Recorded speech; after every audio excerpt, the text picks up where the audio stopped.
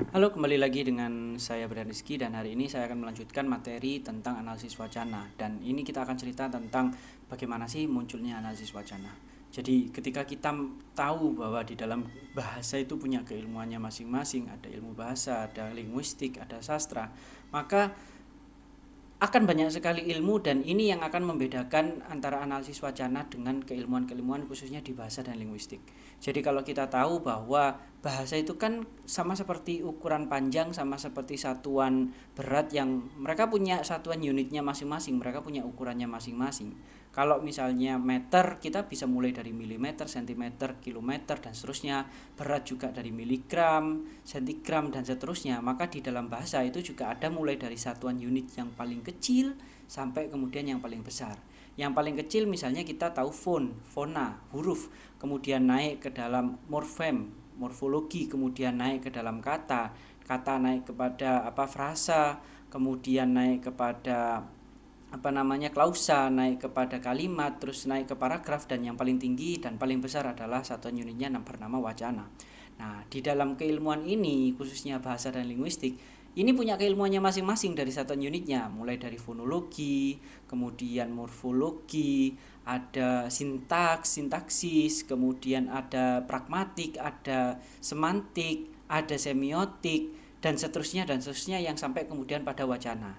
Nah, kemudian kenapa kok kalau misalnya kamu baca buku yang bicara tentang sejarah linguistik atau sejarah keilmuan bahasa itu analisis wacana muncul paling akhir, itu karena memang keilmuan-keilmuan yang sebelumnya itu asumsi dasarnya kembali di episode pertama bahwa asumsi dasarnya adalah bahasa adalah alat komunikasi, sehingga ilmu-ilmu tadi itu berusaha melihat atau menganalisis bahasa ketika dalam proses komunikasi.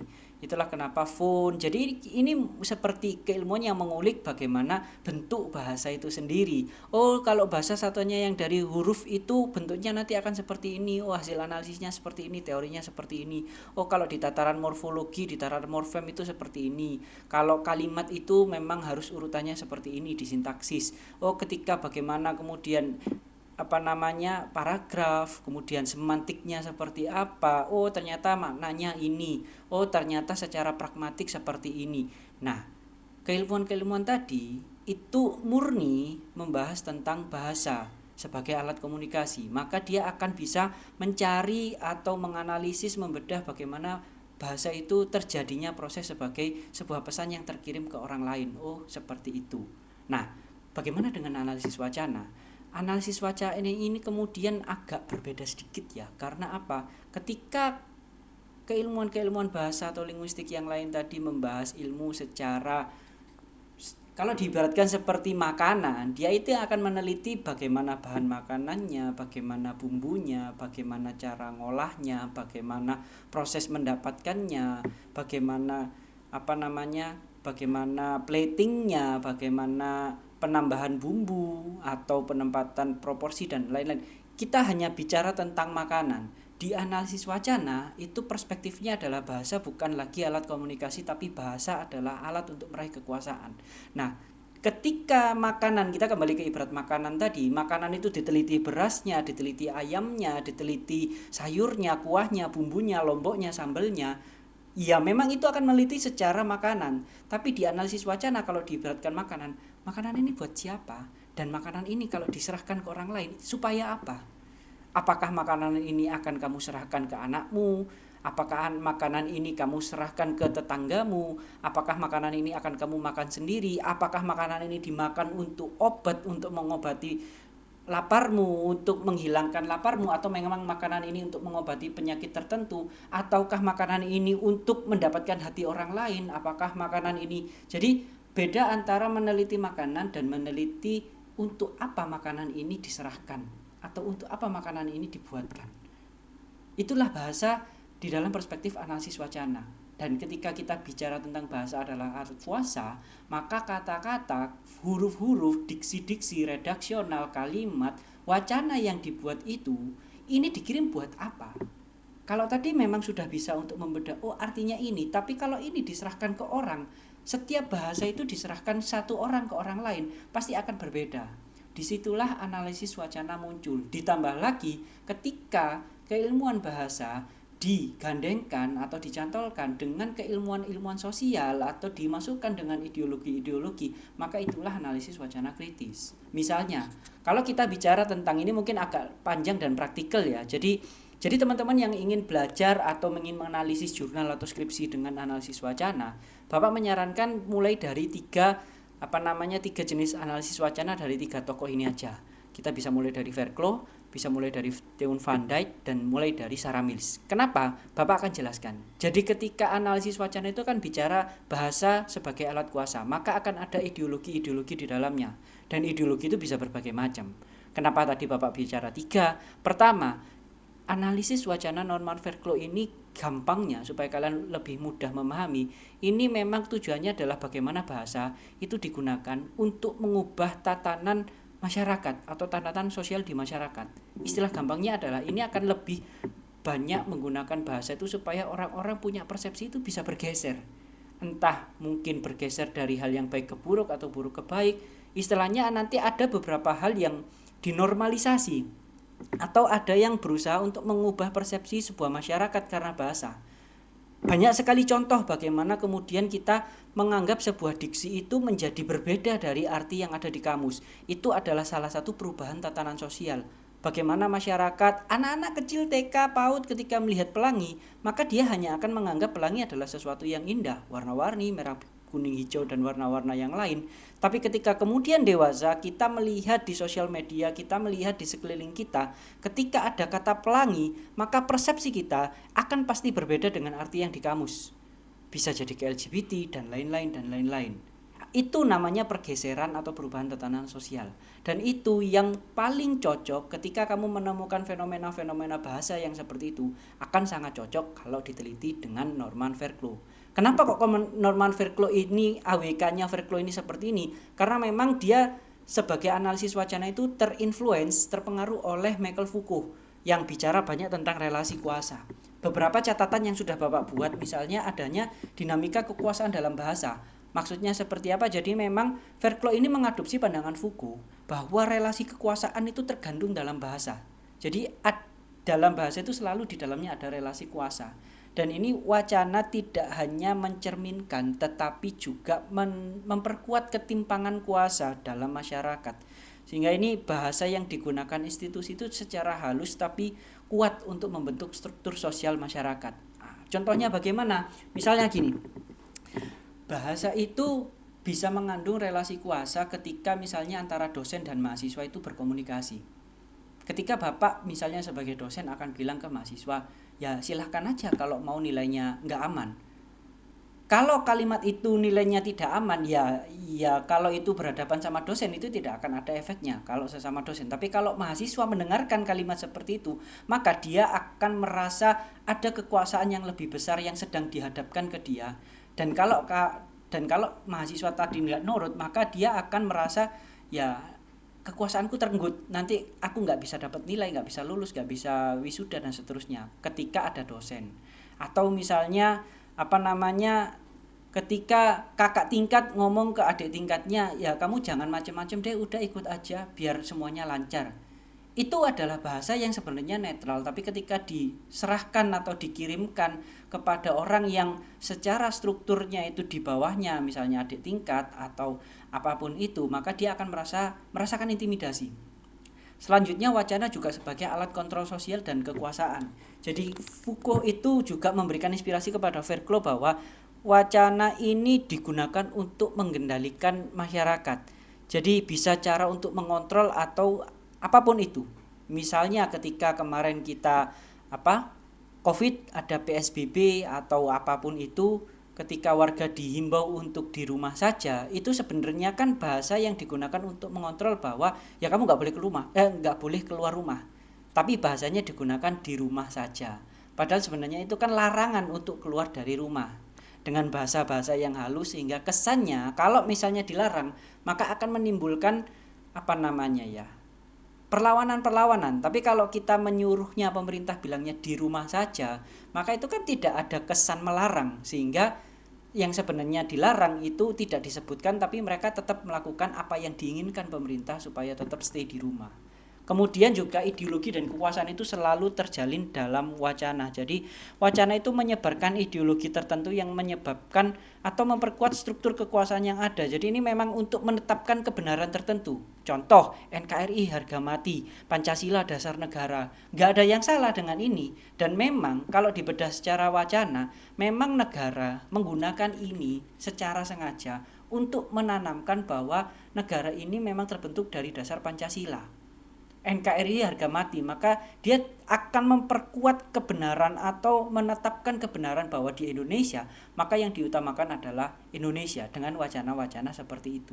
Ada yang salah? Ya nggak ada yang salah, karena memang itu kepentingan dari negara untuk mengamankan kedaulatan negaranya berikut kedaulatan masyarakatnya. Karena apabila tidak ada wacana seperti itu yang dikonstruksi sejak awal, maka potensi-potensi untuk perpecahan, potensi-potensi untuk pemberontakan itu akan muncul. Oke. Dan kemudian kekuasaan itu sebagai produk pengetahuan dan wacana.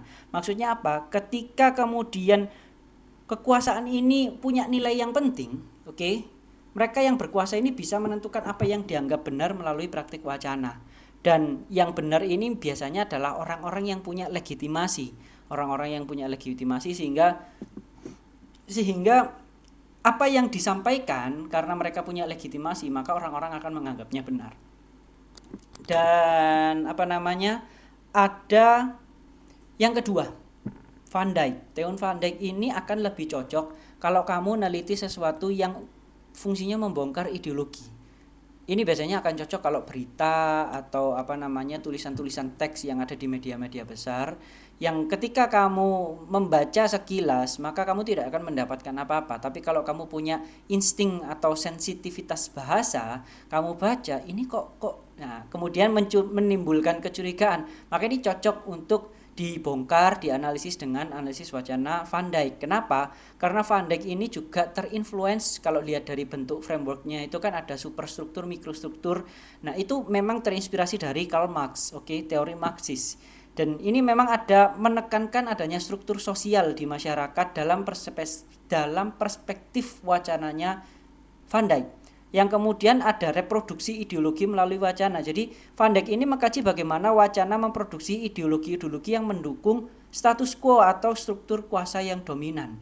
Maksudnya apa? Ya bagaimana wacana-wacana yang tersebar ini diproduksi dan disebarkan di masyarakat sehingga status yang sudah mapan ini akan semakin mapan. Maksudnya nanti misalnya ada pemerintahan di zaman Orde Baru, maka pemerintah akan selalu berusaha bagaimana menciptakan stabilitas nasional lewat pemberitaan-pemberitaan. Itulah kenapa kemudian waktu itu ada yang namanya Dunia Dalam Berita pukul 9, dan itu memang beritanya tidak pernah dan tidak mungkin memberitakan keburukan-keburukan pemerintah. Nah, itu yang memang yang dimaksud dengan wacana mereproduksi ideologi-ideologi yang mendukung status quo atau status kekuasaan yang dominan. Dan kemudian wacana juga bisa digunakan untuk kontrol sosial. Kontrol sosial ini maksudnya ya seperti ya kita harus, kalau misalnya ada pemerintah yang otoriter tapi tidak melarang warganya protes, cuma dia bilang ya sebaiknya memang masyarakat itu harus bisa berdiskusi atau menyampaikan pendapatnya dengan cara yang atau adat istiadat Indonesia, mengutamakan sopan santun. Berarti kan ini secara tidak langsung bahwa menyampaikan pemerintah ini nggak mau dikritik. Kalaupun kamu mau menyampaikan, sampaikan dengan cara Indonesia yang menurut pemerintah tersebut. Karena kalau misalnya dia menyampaikan dilarang kritik, itu akan menimbulkan kontroversi, akan semakin dikritik, akan semakin diprotes. Dan kemudian yang kelima ada ketidakseimbangan kekuasaan dan dominasi struktural. Jadi berpendapat Van Dijk ini bahwa analisis wacana itu seharusnya mengungkap ketidakseimbangan kekuasaan dalam struktur masyarakat. Maksudnya bagaimana? Kalau kamu lihat pemberitaan, selalu ada media yang memberitakan dengan headline yang diksinya itu seharusnya nggak dipakai diksi itu. Tapi dia pakai diksi itu karena untuk tujuan-tujuan tertentu. Misalnya, pemerkosaan diganti dengan ruda paksa, penangkapan diganti dengan pengamanan. Kemudian banyak sekali ketika pemberitaan itu menggunakan bahasa yang diperhalus. Digunakan bahasa yang diperhalus. Misalnya kenapa kok ada KKB, ada UPM untuk menyebutkan pemberontak yang ada di Papua, kan ada kelompok kekerasan bersenjata atau ada organisasi Papua Merdeka. Kenapa kok disebut aja pemberontak negara? Selesai kan? Itu adalah kata yang jelas. Pemberontak negara melakukan pemberontakan atau penyerangan kepolisian atau penyerangan ke tentara di Papua. Jelas pemberontak karena dia inginnya adalah supaya melepaskan diri dari Indonesia.